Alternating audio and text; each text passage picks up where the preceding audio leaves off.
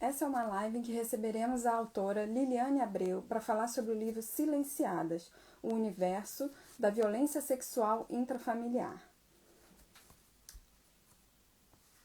Então, enquanto as pessoas estão chegando, boa tarde, né, para todo mundo que está aí no Brasil e boa noite para quem está aqui em Portugal e na Europa.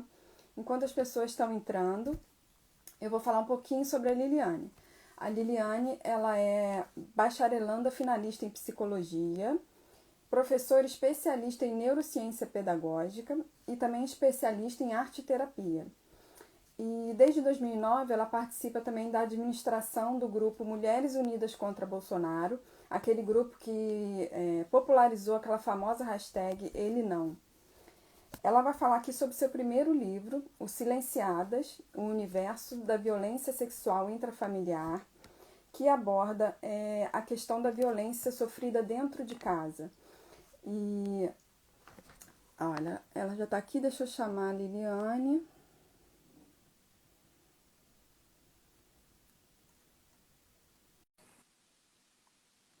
Enquanto ela está entrando, eu vou falar também... Bom, o livro, ele fala sobre... Ele tem aspectos psicológicos, né? Sobre... Ela analisa as vítimas, os agressores, os cuidadores, mas também tem relatos de casos reais. Mas isso ela vai falar direitinho quando ela entrar. Liliane, eu já mandei convite para você. Você tem que aceitar.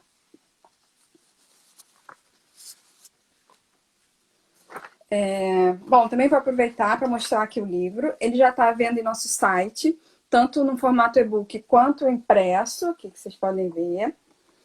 E para quem está na live, vai ter um desconto especial de 15%.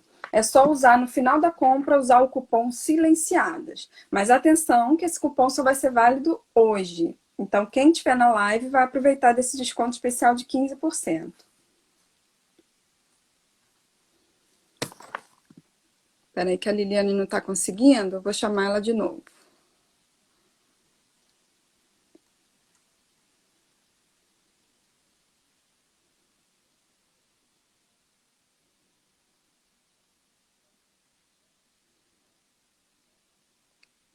Liliane, te mandei outro convite.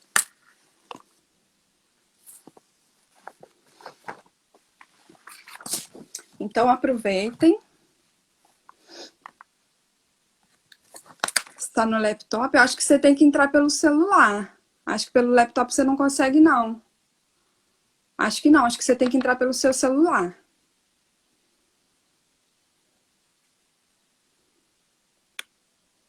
Enquanto ela está resolvendo ali, tentando entrar, deixa eu falar um pouquinho mais sobre o livro. Então,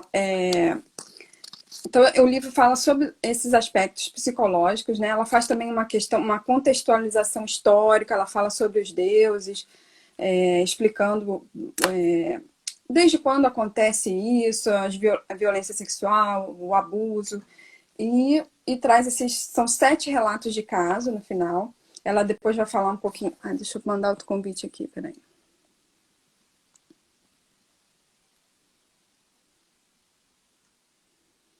Depois ela vai falar um pouquinho também sobre como ela conseguiu, como ela fez essas entrevistas, né? Foram várias mulheres contactadas, e aí a gente pode ter até a dimensão sobre o tamanho, né, desse problema, porque foram mais de 5 milhões de pessoas contactadas, que fazem parte de grupos. Olha, ela entrou. Tem que virar o celular. Eu acho que ele tá virado já. Agora foi. Agora deixa eu... Não, virou, foi para outro lado. Ele tá na horizontal, eu não sei por que que tá. Bom, Pronto. ficou na vertical. Deixei na vertical, ele ficou na vertical. Oi, boa Tudo tarde, Dani. bem? Tudo jóia. Olha, já estava aqui falando um pouquinho sobre o livro e sobre você também, né? Então, mas acho melhor você, nada melhor do que você mesma se apresentar, né? Falar um pouquinho sobre você. Beleza. Gente, boa tarde, né? Antes de tudo, boa noite a quem está na Europa. Eu sou Liliane Abreu, eu sou professora, minha formação inicial é em magistério, mas eu tenho bacharelado em design, aí com enfoque em moda, eu sou especialista em artes visuais, eu já fui professora universitária, Eu também sou especialista em pesquisa de comportamento e consumo, em neurociência com enfoque pedagógico e sou arte-terapeuta junguiana.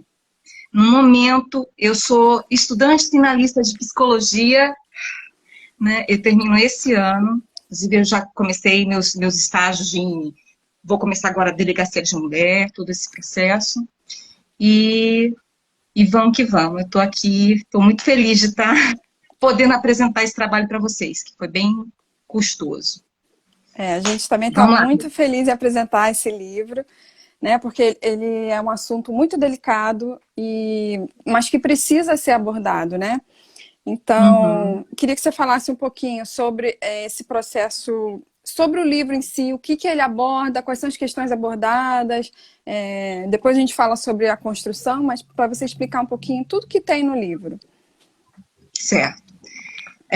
O livro, ele foi pensado para 3 nichos de público, tá? Mas focado principalmente nas vítimas. Então, eu pensei pegar os profissionais e estudantes de psicologia e assistência social, os leigos de uma forma geral que queiram aprender sobre o assunto, as mães que queiram entender esse assunto, sobretudo aquelas que são bem mais atenciosas sobre isso, e, como eu falei, as vítimas. O livro foi dividido em 2 momentos. Um teórico, já que eu estou falando, né, estou tentando falar com o pessoal leigo de uma forma geral e com as vítimas, eu quero que elas entendam, pela explicação da psicologia, o que elas sofreram, por que as mães delas agiram de uma forma ou de outra, por que os agressores agiram também de outra forma, e também o pessoal dos profissionais e dos estudantes, porque sim, tem muitos profissionais e tem muitos estudantes que eles não têm, eu não vou dizer nem estômago, como eles vão indo para outros campos, eles vão deixando de lado isso. Então, às vezes não tem a sensibilidade adequada, né, para perceber.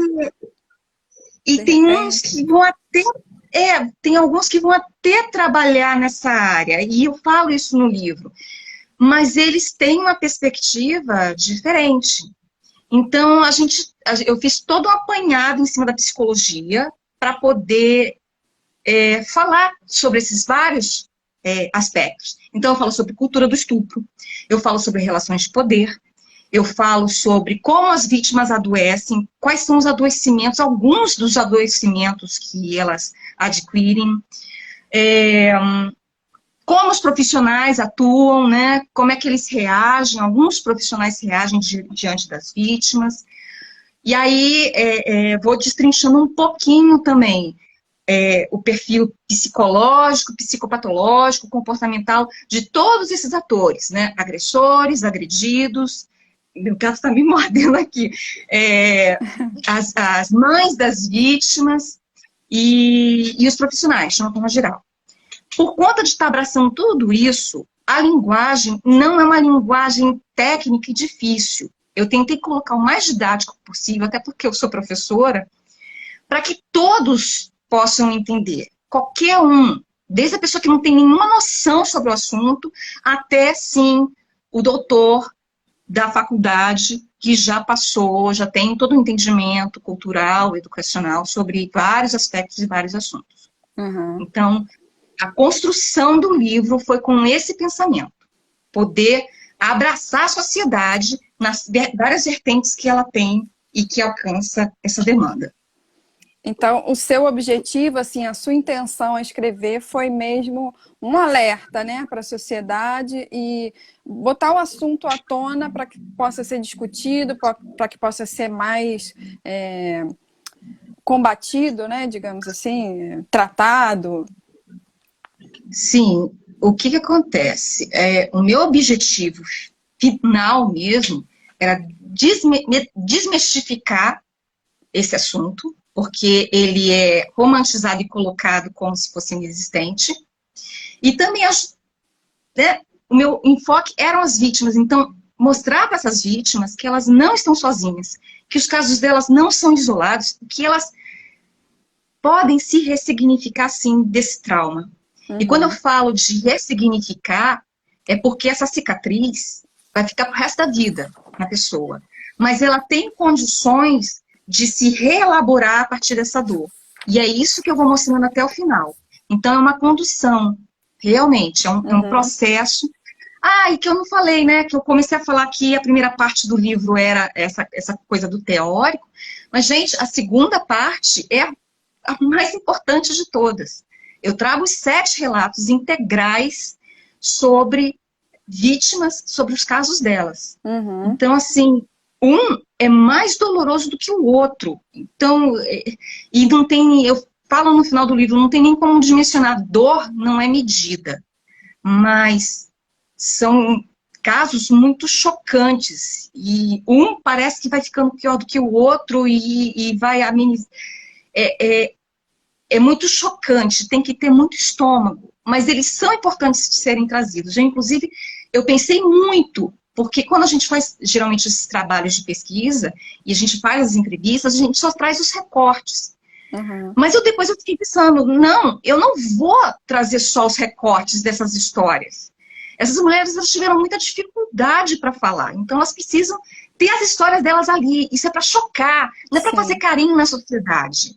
É para Até as pessoas porque se chocarem. a forma como elas contam as suas histórias, né? Essa forma que a gente vai percebendo ali no relato, já mostra um pouco para quem está lendo também esse sofrimento, todas as controvérsias, né? Todas as dúvidas que essas mulheres tiveram e as superações depois na própria forma de relato, né? Já dá para a gente perceber.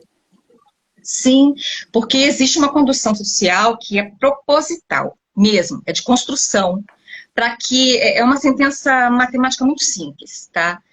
Se não existe vítima, não existe o crime. Consequentemente, não existe o agressor.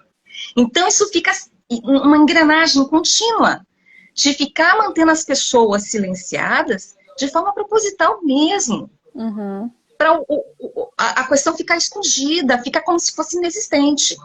E, no final das contas, quando aparece alguém falando que toma coragem, ou porque é descoberto por algum escândalo, tipo uma menina de 10 anos sendo engravidada por um tio, quando isso vem a público, essas vítimas, elas são colocadas como se elas fossem as culpadas. Elas Uhum. são culpabilizadas. E é isso que é a gravidade. Não é somente o silenciamento, é manter as pessoas com medo delas aparecerem, com medo delas falarem o que elas sofreram. E isso tem que acabar. Isso Sim. tem que acabar. Tem que ter um ponto de partida para isso. Para realmente desmistificar isso. Uhum. Esse é o contexto do livro. É essa toda a intenção. E você são 7 entrevistadas no livro, né? Mas você contactou mais de 5 milhões de mulheres, né? Através de grupos, né? Em redes sociais, o que já mostra um número impressionante, né? Porque são mulheres que estão ali, de certa forma, são grupos fechados, mas elas estão se expondo para outras pessoas, né? Imagina as que não chegaram a esse ponto ainda, né?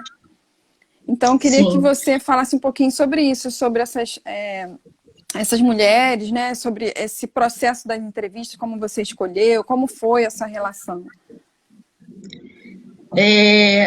Para as pessoas entenderem como é que eu cheguei nesse número, eu tenho que contar bem rápido qual foi o processo.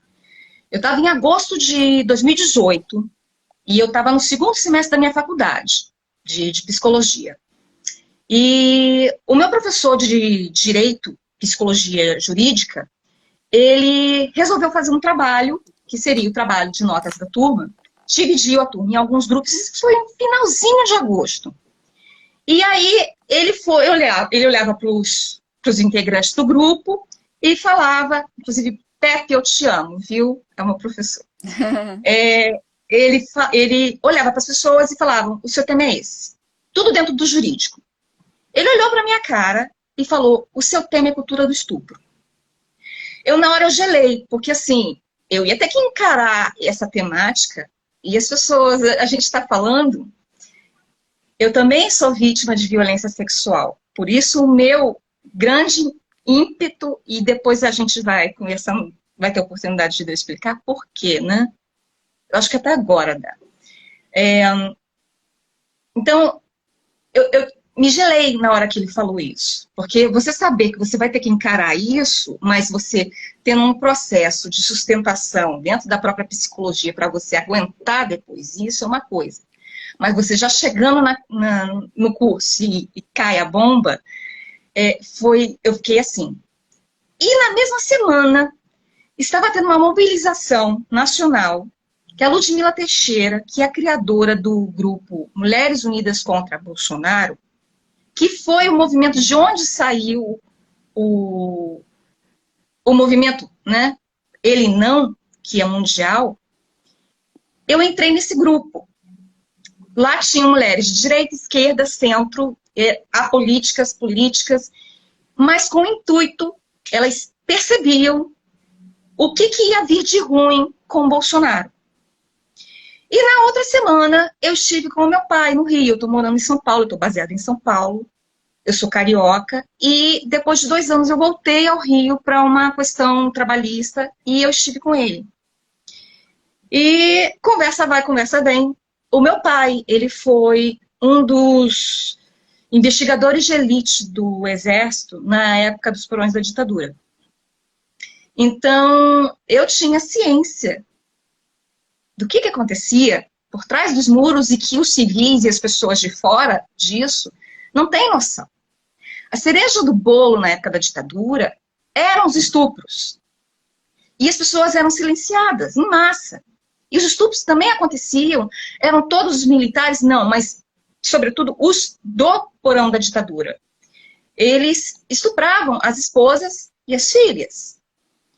E quando a gente ouve um candidato à presidência da República falar para uma deputada que ela não é estuprada porque ela não merece, porque ela é feia, existe um demarcador muito pontual sobre isso.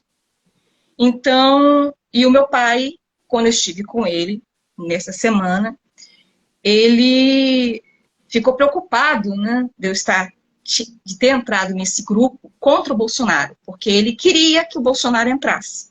Ele era bolsonarista. Uhum. E ele falou com todas as letras para mim. Eu falei, pai, mas esse homem, ele faz isso, isso e isso. Ele quer que a ditadura volte. E o meu pai falou para mim assim, mas o plano é esse. E aí eu me gelei na hora. Porque, como eu disse, a cereja do bolo eram os estupros. Não era o silenciamento, não eram as torturas, não era a corrupção que corria solta lá. Eram os estupros. E aí, uma semana depois, nós tivemos um rompimento muito grave. E ele falou abertamente para mim que assim que Bolsonaro ganhasse e que os militares entrassem no poder e entrasse essa questão da ditadura, porque não seria imediatamente nem como foi naquela época, era uma construção diferente, que ele me entregaria para ser presa, torturada e morta pelos chefes dele, que inclusive alguns estão lá no poder com o Bolsonaro. E disse para o meu ex-marido na época que se fosse o caso ele mesmo faria honras à pátria me matando. Só que ele não falou uma coisa, ele não falou o estupro. O estupro está ali, entre o torturada e o morta. Né? E eu já estava aqui em São Paulo de novo, né? Porque eu só passei 6 horas com eles lá no Rio.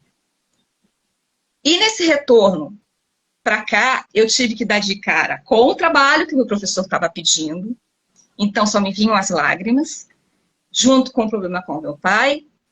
E eu dar de cara, e aí a gente foi caminhando para o segundo turno, porque já tinha passado o primeiro turno das eleições. E eu comecei a ouvir das mulheres que também eram de direita e centro-direita, que eu me identificava assim, né, anteriormente. Eu comecei a ouvir dessas mulheres que elas não votariam isso dentro dos grupos de resistência contra o Bolsonaro. Que elas não votariam nem morta no candidato Haddad, que era do PT, no segundo turno. Elas votariam em branco. E eu entrei em pânico com isso. Porque eu sei o que ia acontecer com essas mulheres. Eu sei o que ia acontecer com crianças e com adolescentes se Bolsonaro ganhasse. E não seria de cara, era um processo construtivo. com projeto, com condução. Então, eu sabendo o que ia acontecer, eu não podia deixar de jeito nenhum. Então, eu peguei e comecei a falar dentro dos grupos. Comecei com o MUCB e repeti o mesmo texto em outros grupos de resistência com muitas mulheres. O MUCB, na época, ele tinha 4,5 milhões de membros. Tinham outros grupos com 200 mil mulheres, 300 mil mulheres, e assim por diante. Então, eu passei o meu caso, eu falei, vocês não podem, por pior que seja, por mais que a gente não goste, né, por mais que tenha se demonizado o PT e tal, esses caras nunca falaram pra gente que iriam matar a população, que queriam ditadura, que queriam tortura. E o Bolsonaro fala abertamente. E aí eu passei para elas, como pessoa entendida, lá de dentro dos porões da ditadura, com o pai lá de dentro, o que aconteceria com as pessoas. A partir desse momento, começou a ter uma reação em cadeia. E aí eu comecei a ver centenas, dezenas de mulheres falando também. Eu também fui violada na infância. Mulheres com 60 anos, mulheres com 70 anos, mulheres com 40, com 30, com 20, que nunca tinham falado nada na vida delas. E ali, dentro daqueles grupos, elas começaram a verbalizar. E aí foi o momento que eu tive a ideia de juntar tudo isso, esses 3 fatores, e construir o livro. Então foi quando, passado o momento das eleições e de finalização do semestre, eu fiz o pedido para as pessoas nos grupos, né? Nesses grupos com tanta gente nesse nível. E aí contando, eu vou escrever um livro assim, assim, assado, que vai ter isso, vai ter sigilo absoluto, mas eu quero contar 10 histórias. Em princípio, eu queria contar 10 histórias. Eu preciso do relato de vocês, eu preciso das dores de vocês, eu preciso mostrar que nós existimos. E, por incrível que pareça, ninguém quis. Uhum. E é engraçado porque você no virtual, você tem essa abertura, né? Porque você pode ir lá e depois apagar a sua história. É. Então, é como se fosse, né, aqueles filmes que a gente vê, né? Essa bomba explodirá em tantos minutos. Pois é, as E também postagens ali funcionam assim. elas postam coisas selecionadas, de repente, né? E, Curtas. Não é um e eram relato. resumos. Não eram relatos como eu trouxe, porque tem aí relatos de 20, 30, 50 páginas, né? Então, elas lá traziam um resuminho. É. Mas traziam as dores delas, profundas. Mas elas não conseguiam, eu detectei que elas continuavam sem conseguir falar, mesmo que elas não fossem identificadas. E assim, eu continuei insistindo. Depois eu postava no meu perfil pessoal, pedindo. E no fim, eu consegui 6 relatos. O 7º é o meu. Porque eu não podia também me esconder. Eu precisava mostrar para as pessoas que eu também fazia parte disso. O mais doloroso que fosse. Uhum. Então, sim, é ter coragem para mostrar que a gente existe. Então, todo o processo foi isso. Então, quando você me pergunta como é que você chegou nessas 5 milhões de pessoas, foi dentro desses grupos, fazendo pedido, inclusive, nas postagens que eram feitas de que eu fui violentada. E a pessoa, o inbox, e a pessoa dizendo, não, eu não vou. Mas eu tive 6 grandes pessoas que conseguiram tirar o medo delas, conseguiram tirar toda essa coisa interna que vai construindo dentro das pessoas, e elas tiveram a coragem de conseguir mostrar para impedir que outras fossem também feridas, para que isso seja desmistificado, que isso pareça um mito. E a gente só consegue mostrar que uma coisa existe quando a gente se apresenta. E a gente, inclusive, vai perdendo o medo de contar as próprias histórias. Eu mesma chorava muito. Quando eu escrevi a primeira vez o meu relato, que eu nunca tinha feito isso, eu chorava, eu não conseguia ler. Eu só chorava, mas aos poucos isso foi passando. Ao ponto as lágrimas foram diminuindo, eu consegui começar a ler, reler, e começar a falar, tirando um peso É um peso de 100 quilos que fica na garganta da gente, nas costas, misturado com uma série de sentimentos que a gente nunca consegue falar. Para você também foi a primeira vez que você encarou, né, essa questão. Foi. E eu tive que encarar tudo ao mesmo tempo. Foi tipo assim, eu converso com algumas amigas, eu falo, foi um terremoto com uma erupção vulcânica e o tsunami ao mesmo tempo. Saiu varrendo tudo. Porque foi na mesma quinzena que aconteceu tudo para mim. Mas é o que eu falei. Eu não podia mais me calar. Eu não podia. Porque outras pessoas vão continuar acontecendo isso com elas. E enquanto não houver uma quebra de silêncio, isso vai continuar como um mito, vai continuar sendo romantizado, as pessoas vão continuar sendo culpabilizadas por uma coisa, e assim, o piquinho lá do iceberg que aparece, porque existem milhares, milhões de pessoas que são violentadas dentro de casa, por parentes, por vizinhos, por conhecidos, e que continuam mudas.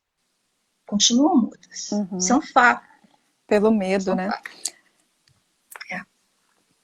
E como que você acha, então, que esse livro vai ajudar essas mulheres, né? Não só as mulheres, que você já falou um pouco sobre isso, que ajuda você colocar para fora, né? Assim, acho que eu vejo dois processos. O individual, da pessoa que, quando ela fala sobre isso, ela também está fazendo todo um processo interno, né? De um trabalho psicológico nela mesma, quando você coloca isso para fora. Mas também para a sociedade de um modo geral, porque quando algumas começam a falar, quando esse assunto começa a vir à tona, outras se encorajam, né, de falar também, e isso ajuda a combater, né? Sim, não só combater, mas é o que você estava falando. Evitar, né? O falar já vira um processo terapêutico pessoal, porque o processo é você ficar muda, você ficar inexistente, né? E existem várias conduções para se fazer isso, é o que eu trago no livro. Cada relato vai mostrando exatamente como cada agressor foi fazendo para silenciar as pessoas. E tem outras várias formas. Eu só trouxe sete delas. E que é impressionante também a gente ver nos relatos como que os agressores se alinham nas práticas. A nível de estudo comportamental é muito interessante. Isso para os profissionais é muito importante. Mas as vítimas também é uma conduta importante delas entenderem que eles têm um modus operandi. Da mesma forma que as vítimas também elas vão se comportando, às vezes de formas similares. Porque o acontecimento pode ser diferenciado para cada uma dessas vítimas, né, que são homens ou mulheres. Deixa eu até trazer uma coisa aqui. Deixa eu aproveitar que a gente está aqui.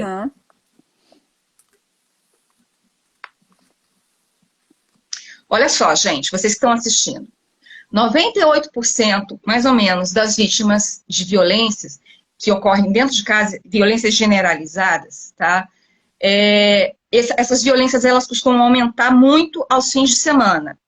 E tem um pico, mesmo durante a semana, de ocorrência. Geralmente, de 21 horas até as 2 horas da madrugada. Mas tem 2 nichos aí bem mais pontuais dentro desse período. As agressões de violência sexual, elas continuam sendo aquelas com o menor efetivo de denúncias, sendo que só cerca de 3%, 3,30%, entre 3% e 4% dessas denúncias aqui são feitas. O restante, imagina, de 100%, só 3% é que se bota a boca no mundo. Então, olha a base do iceberg que eu falei para vocês. No site do Observatório da Mulher, que é do governo brasileiro, ele apresenta dados que são de queda vertiginosa nesse período da pandemia, de 2020 e 2021. Por quê? Pararam de ter violência? Não, pelo contrário. As vítimas ficaram presas o tempo todo com os violadores. Então, como é que elas iam poder denunciar se elas estavam presas num mundo pandêmico? Outra coisa, o espaço dos os vulneráveis, que são chamados os indivíduos com menos de 14 anos, essas violências estão muito mais à frente do que com os adultos, as violências sexuais. Tanto que isso pode dobrar, triplicar, quintuplicar, ou chegar em determinadas localidades, de tipo assim, 99%, 100% das violências sexuais serem com menores de idade. E todos ficam calados. Adultos agressores e responsáveis por estupro de vulneráveis, de novo, aqueles com menores de 14 anos, cerca de 94% são do sexo masculino, estou falando dos agressores, 94% do sexo masculino, e 5%, mais ou menos, são do sexo feminino. Ou seja, agressões sexuais não são apenas homens efetuando isso, também são mulheres. E tem muitas. E eu sei de muitos casos. Com relação às vítimas, né, esse percentual de sexo, ele inverte. Aí, no caso, o índice é alterado para no caso dos vulneráveis, de uma forma geral, né, menores de 18 anos, cerca de 80%, 85% são meninas, isso pode ser até 88%, e de 11% a 15%, dependendo da idade, são meninos. Então, veja o nível de agressão que se tem. Da sua pergunta, Thaís. Deixa eu ver aqui, você tinha feito a pergunta de...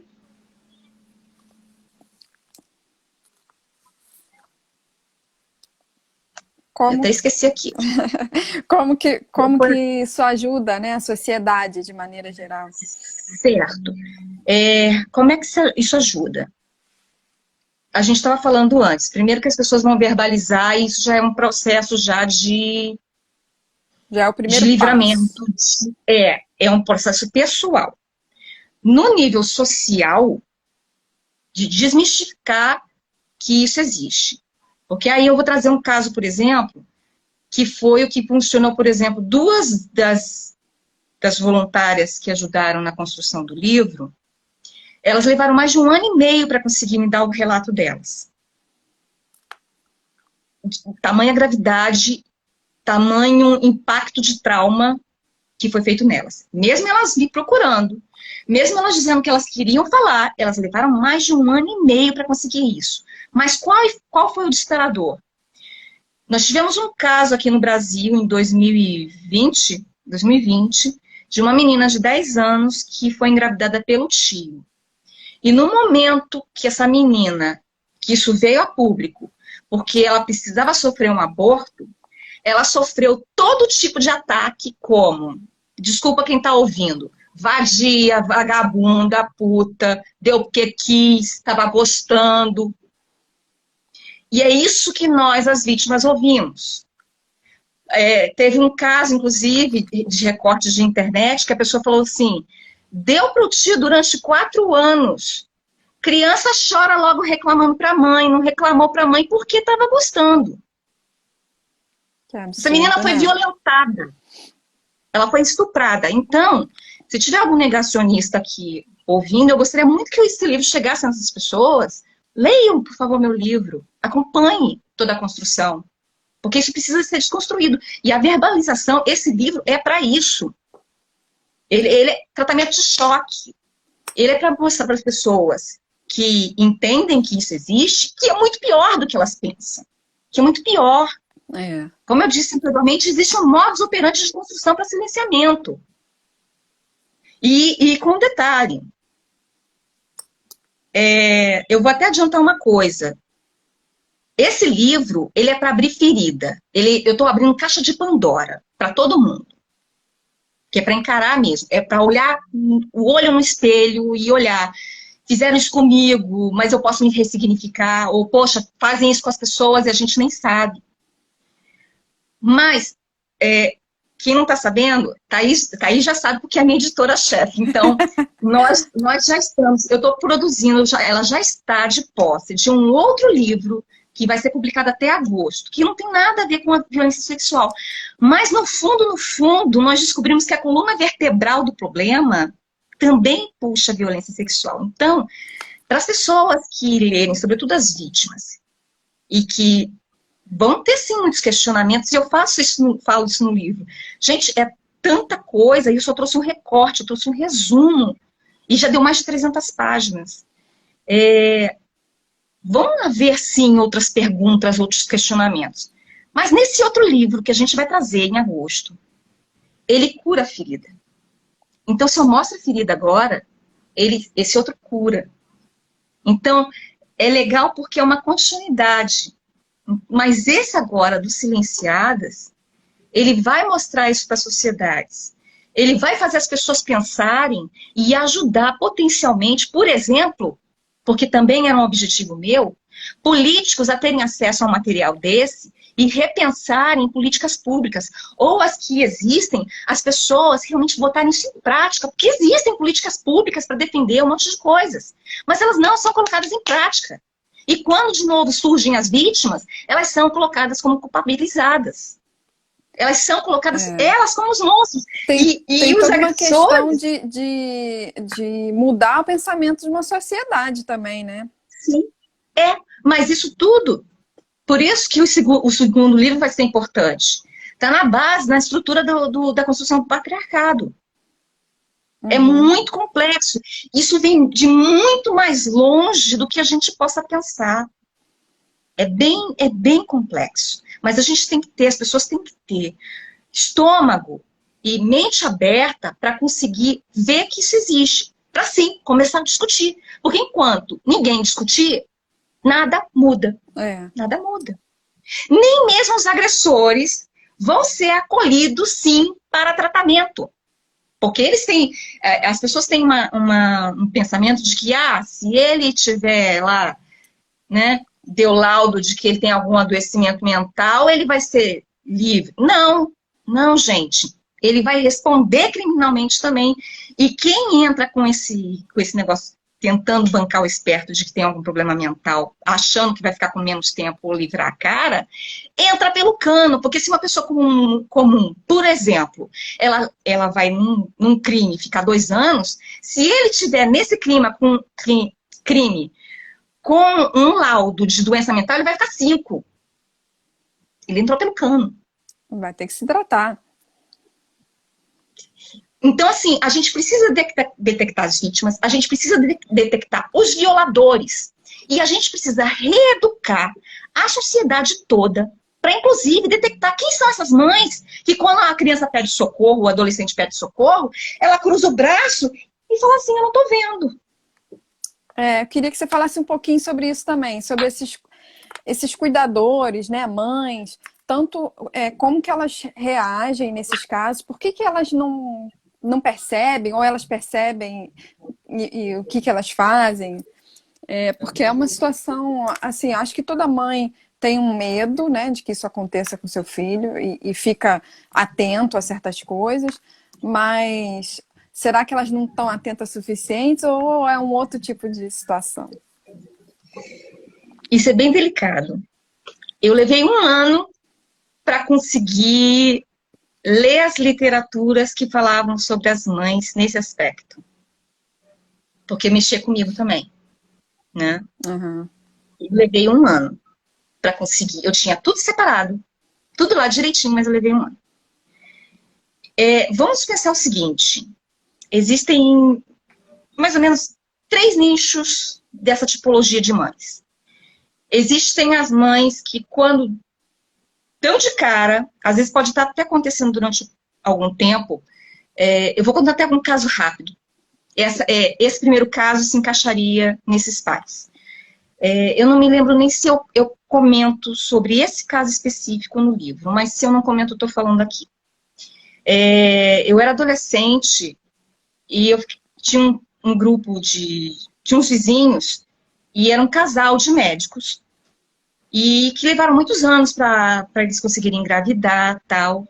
Quando a médica engravidou, foi uma gestação de risco, então eles contrataram uma pessoa, já por indicação, e que ficou cuidando da casa, já que ela não podia fazer muito esforço por conta da gestação, que ficou como ajudante, né, fazendo a limpeza da casa, cozinhando e tal. Então, essa pessoa acompanhou toda a gestação dessa médica.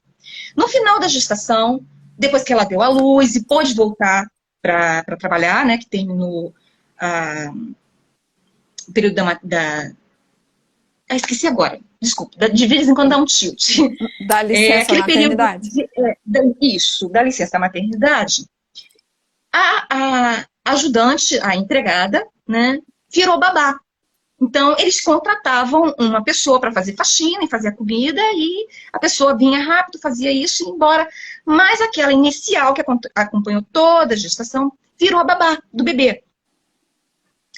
Passou 1, passou 2, passou 3 anos. Quando essa babá saía de perto do bebê, no fim de semana para ter a folga dela, essa criança se esgoelava de chorar. Se esgoelava.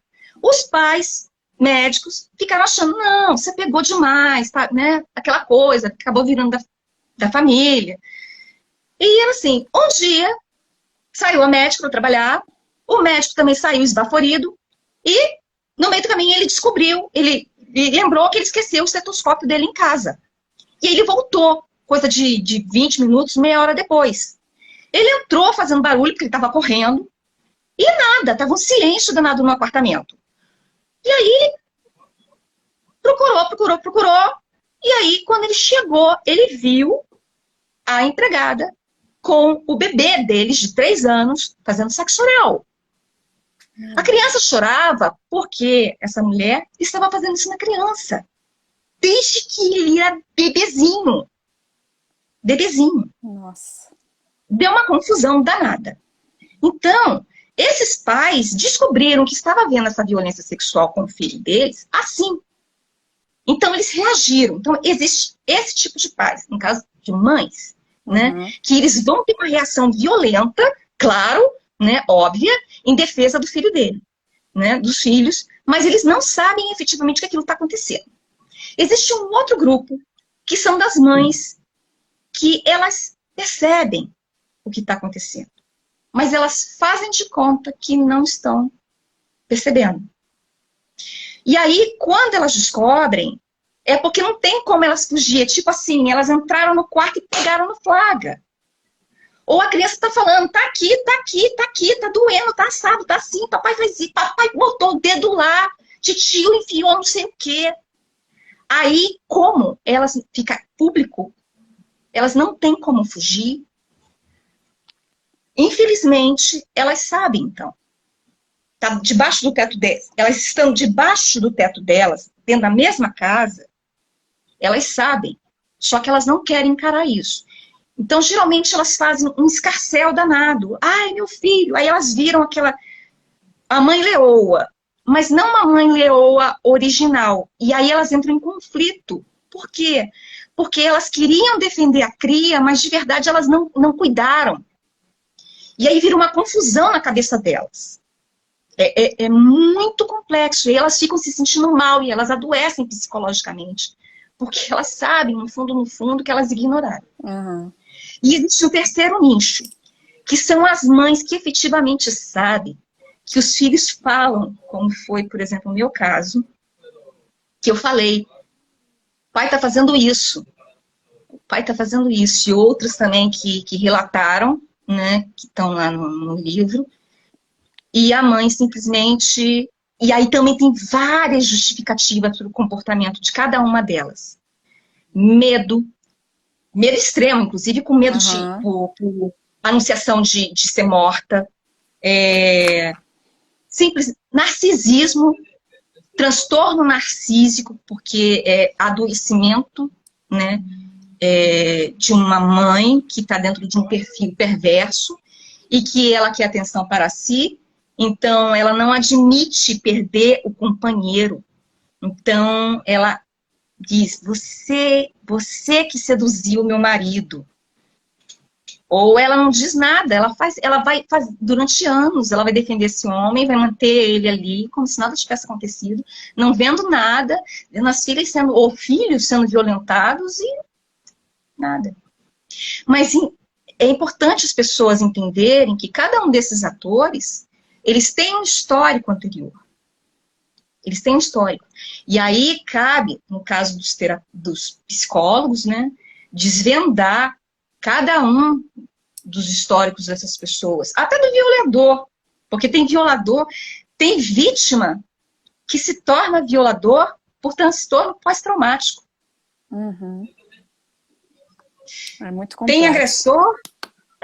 tem agressor que é agressor porque ele tem lá no cérebro dele a disfunção da pedofilia, que ele tem um monte de, ele só sendo pedófilo, tá? Não estou falando de outros transtornos que ele venha a ter. Ele tem um disparador cerebral que ele não consegue controlar. Quem tem, os agressores que têm somente o ímpeto da pedofilia, eles pedem até ajuda mesmo. Pelo amor de Deus, me prende. Alguns, tá? Não são todos, não. Existem casos relatados que os caras vão procurar ajuda de polícia e de psiquiatra, pedindo, pelo amor de Deus, faz alguma coisa comigo, porque eu não consigo parar. Eu sei o que estou fazendo é errado, mas me para. E não consegue. E existem outros casos também que os caras sabem muito bem. Aí ajunta psicopatia, ajunta maquiavelismo, ajunta um monte de coisas junto com essa persona, e ele vai atuando, sabe? Aí, esses casos de união de demarcadores psicopatológicos, quando cai num indivíduo só, aí é um desastre para a vítima. É um desastre. Porque esse cara vai ter o nível de pensamento dele com uma série de coisas diferentes. Então, ele vai ser muito difícil de ser pego. E é por isso, de novo, que é importante isso vir à tona. Para todo mundo ser tratado. Para todo mundo ser reeducado. Para todo mundo ter coragem para conseguir falar. Inclusive, é muito importante a gente falar. Eu vou deixar você fazer outras perguntas. Com certeza você vai fazer alguma pergunta e eu vou encaixar isso que eu estou querendo falar. Eu queria perguntar sobre esses sinais. Por exemplo, uma criança que não fale abertamente o que está acontecendo, que muitas vezes, tanto criança quanto jovem, né, principalmente o jovem, não fala por medo, por ameaças, uma série de coisas. Mas se tem algum sinal que a gente, como convivendo, ou mãe, ou uma pessoa do convívio, um vizinho, possa perceber, como pode ajudar essa pessoa que está sendo vítima?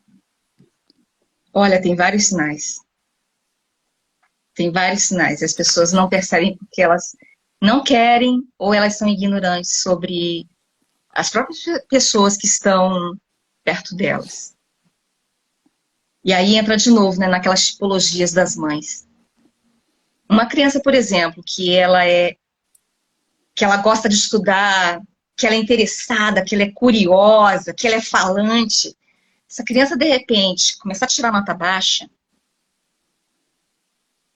do nada, ela não teve falecimento na família que justifique, ela não se mudou de cidade, sabe, não teve nenhum demarcador estressante. Essa criança começar a ficar quieta, ficar fechada, não falar tanto, já é um demarcador. Pra gente já ficar atento. Outra coisa é com relação aos parceiros. A gente comumente ouve alguns homens falando assim, que delicinha dessa menina aí, hein? A novinha, aqui no Brasil a gente tem isso, né? A novinha. Quando homens de 30, 40, 50, 60 anos fica falando isso sobre a novinha, você pode crer que esse homem, ele pode não fazer nada dentro da casa dele, né? Mas existe uma probabilidade, e aí a gente... Tô frisando, tá, gente? Não é... Eu não tô dizendo que todos que façam isso vão ser isso. Isso não é regra, tá? Mas existe um demarcador, e aí isso vem da construção da cultura do estupro, tá? Que a novinha lá de 10, 11, 12, 13 anos... Tanto é que quando a gente é muito assediada antes dos 15 anos. Meu primeiro assédio na rua, eu tinha 10 anos de idade. Eu fui comprar um refrigerante na lanchonete da esquina da minha casa, O homem passou o dedo assim na minha mão. E aí eu fui perguntar para os meninos do meu colégio o que era isso. Aí tinha uns mais espertos falando assim, cara, isso aí ele tá dizendo que tá passando o pênis em você. E isso aconteceu mais de uma vez. E eu fui muito assediada, mesmo, de falar, inclusive, coisas assim, nojentas. Eles estão falando isso para meninas. Então, para você ver a construção, como isso é grave. É. Passa dos 15 anos, vai estar velha. Já não interessa mais. Então, quando a gente vê esses homens adultos, tô falando de adulto, opa, Caiu alguma coisa. é, vamos lá. Quando a gente ouve homem adulto falando de novinha, de novo, pode ser que não aconteça dentro da casa dessa família, mas pode acontecer no vizinho, ou naquela viagem internacional, ou para um estado assim mais longe, tipo lá no norte do Brasil, né? Que isso é muito comum. E aí, né? A novinha tá ali, tá dando porque quer, né? Porque é o discurso. Tá dando porque quer. Só que não se sabe. As pessoas, de uma forma geral, elas não entendem. E por isso que esse livro também precisa chegar em profissionais de psicologia, estudantes, porque eu tive um colega há 2 anos atrás, e eu tive que pegar ele em off e dar uma explicação. Ele disse que as menores de 10, 11, 12 anos que estão nas comunidades mais humildes, né, comunidades carentes, que ficam sensualizando, né, e tendo relações com outras pessoas, é porque elas querem. Um estudante de psicologia falou isso. Um cara que estava no 3º ano. Uhum. Então, olha a gravidade do que a gente está encontrando. Não é porque elas querem, é porque elas foram violadas lá quando elas tinham 1, 2, 3, 4, 5, 6 anos de idade. Às vezes nem lembra. Tem uma das vítimas que conta no livro. Ela só lembrou que ela foi violada pelo tio por volta dos 3 ou 4 anos de idade, aos 37 anos. Depois que ela passou por uma terapia, que ela entrou em crise do pânico. Então, às vezes a pessoa nem lembra que ela passou por aquilo, porque fica lá escondido o trauma. Mas vem de outra forma. Então, por isso que precisa todo mundo ser reeducado. Sim, sim, precisa ser falado, precisa ser debatido, precisa falar que o papai violenta a filha também, violenta o filho também, que o titio, o vovô, o vizinho. Então, quando esses homens começam com esses discursos, fica de olho. Também já é um sinalizador bem grande. As crianças e os adolescentes, de uma forma geral, os adolescentes, quando eles passam depois de um tempo, eles podem até simular, mas assim, vai vir isso simular, eu digo assim, a tristeza deles, porque eles sabem, e foi o meu caso, por exemplo, que se eu ficasse cabisbaixa, as pessoas não queriam chegar perto de mim. Ah, essa daí não fala nada. Essa aí fica calada o tempo todo. E eu era uma pessoa muito falante. E eu ria muito, eu ria o tempo todo, eu achava graça em tudo. Então, assim, os comportamentos, aí vem tendências suicidas, tem um demarcador muito forte também em adolescente. Começa a picar o cabelo, começa a se cortar. Uhum. Pode ser algum transtorno do tipo borderline? Pode, que aí é uma outra história. Mas pode ser uma pessoa que foi violada. E ela, por ser silenciada, ela não pode falar. Ela começa a pensar em suicídio o tempo todo, porque isso é uma constância nas vítimas de abuso sexual. Eles são colocados de uma forma que eles só pensam numa saída para a dor deles. Uhum. Porque eles ainda são colocados como nojentos, né? Quis aquilo, quer aquilo, fez porque quis, que gosta. E a pessoa está morrendo ali por dentro. Está morrendo, ela está se destruindo, ela está em pedaços. E ninguém sabe disso. Mas vem nessas pequenas coisinhas. Pequenas coisinhas. Bom, eu não tenho mais perguntas para fazer. Quero saber se você quer, se tem ainda algum recado para passar, alguma coisa que você queira falar que a gente não tenha comentado. Deixa eu ver aqui.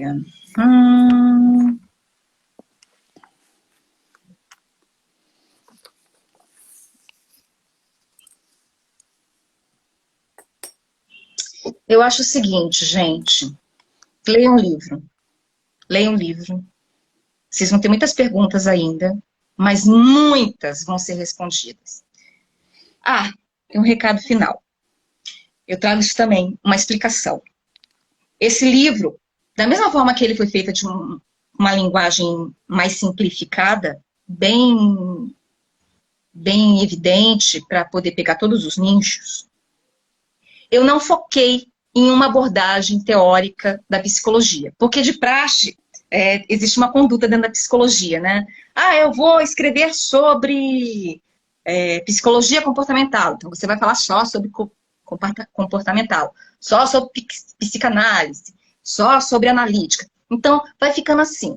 Eu não fiz isso, tá? Por quê? Porque eu, enquanto profissional, enquanto futura profissional daqui a um ano, efetivamente de psicologia, e se eu não fosse vítima, qualquer justificativa dessas abordagens ia me justificar, ia me satisfazer, tá? Porque tá lá, tá tudo direitinho, tá explicando, tudo direitinho. Mas eu, como vítima, nenhuma delas sozinha me satisfez. Nenhuma.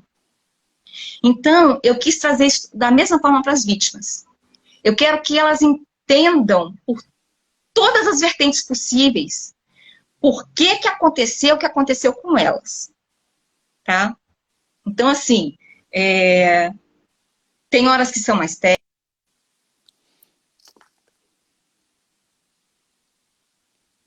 Possibilidade, curso. Tá?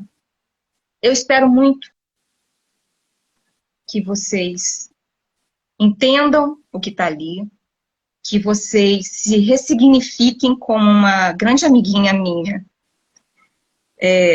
Eu quase falei o nome dela agora. Eu tenho uma amiguinha que eu descobri que ela também foi vítima, justamente porque a gente estava comentando sobre a construção desse livro. E ela estava num momento muito difícil, pensando em fazer besteira com a vida dela. Te amo, viu, baixinho? Eu sei que você está assistindo. E aí eu falei, eu não posso esperar esse livro sair para entregar esse material para ela. Eu tô com uma pessoa aqui na frente, que eu sei o que ela tá passando, eu sei o que ela tá sentindo, eu sei o que ela quer fazer, e eu não vou esperar. Então eu entreguei para ela a prévia do livro, no manuscrito, cheio de erros, cheio de, né, na montagem do Frankenstein. Eu entreguei para ela ler. E semana passada eu fiz contato com ela, e aí eu perguntei, como você ficou? Aí ela falou para mim assim, eu só tenho a te agradecer, porque eu ressignifiquei toda a minha vida a partir do que eu li. E eu entendi que a minha dor é minha dor, e ela não pode ser comparada com a de ninguém, apesar de terem casos diferentes, às vezes com agravantes. Mas dores não são medidas, não são métricas. E eu entendi, diante de todos esses discursos que vieram, que eu posso ser alguém melhor e eu posso ser uma outra pessoa, eu posso sobreviver, eu posso ser melhor, eu posso ressignificar a minha vida, eu posso fazer melhor e eu posso ser feliz. E é isso que eu quero de cada pessoa que leia. Tanto os profissionais, que eles entendam aonde eles estão se enfiando, que eles não podem ser rasos de forma nenhuma nos estudos deles. Não podem. Nos leigos, que a gente possa debater, que a gente possa discutir, sim, e a gente mudar essas muitas sociedades que têm essa infeliz capacidade de fingir que uma coisa não existe, para continuar propagando isso infinitamente. E para as vítimas, que sim, minhas lindas e meus lindos, vocês podem ser felizes. E que a gente pode pegar toda essa dor que a gente tem, que a gente sente, todo esse ódio que fizeram a gente sentir, inclusive da gente mesmo, e a gente transformar isso em coisa legal, muito legal, para outras pessoas. Porque o mundo, se ele tivesse um pouquinho disso de cada pessoa, ele não seria o que ele é hoje. A gente estaria num mundo muito mais evoluído. E é isso. Mesmo. Muito Leio, bem. leio, Eu vou leio, aproveitar para leio, mostrar aqui o leio. livro e falar que ele já está disponível no nosso site. A gente tem um site em euros para quem está na Europa, mas também em reais para quem está no Brasil. Tem e-book e tem impresso, que é esse aqui. E para quem participou da live, tem um desconto especial de 15%. Basta usar o cupom SILENCIADAS no final da compra, coloca o cupom, vai ter 15% de desconto. Mas é válido só até hoje, né? Até o final da noite, para quem estava aqui na live. Então, Liliane, obrigada. Olha, foi uma conversa maravilhosa. Parabéns pelo seu trabalho. A gente está muito feliz em poder publicar esse livro. A gente tem muito orgulho de estar publicando esse livro. O orgulho é todo meu de vocês terem aceitado pegar esse trabalho para publicar. Eu fiquei deveras muito feliz, porque assim, eu já estava tentando e eu não conseguia. E vocês, assim, eu fiquei impressionada com a velocidade que você leu e que você me deu respostas. Tipo assim, gente, Na ela leu hora. em 2, 3 dias o negócio, ela falou assim, eu quero esse livro, vamos publicar, vamos publicar. Na Então, hora, assim, assim, que eu comecei a ler, a eu já orgulho da vi a mãe. importância dele e falei, não, a gente tem que publicar esse livro. Então, assim, gente, obrigada. E, de novo, leiam. E estamos aí. E a gente vai continuar produzindo, produzindo, produzindo, tentando responder outras perguntas. Em Fiquem breve a de gente olho está também aqui no de outro novo, que né? vem. Em breve a gente É, está aqui de fiquem novo. de, fiquem de olho nesse próximo que vem esse ano. Até agosto está chegando. Porque, de novo, se eu estou abrindo a ferida, a caixa de Pandora com esse, eu estou fazendo a cura da ferida com o outro. Foi involuntário, mas isso aconteceu até comigo, tá? Então eu sei que vai acontecer com vocês. Isso Então, aí. Obrigada, obrigada a todo mundo que participou. E compre o livro. compra o Tchau, livro, compra o Liliane. livro, compra, compra, compra. Tchau. Tchau.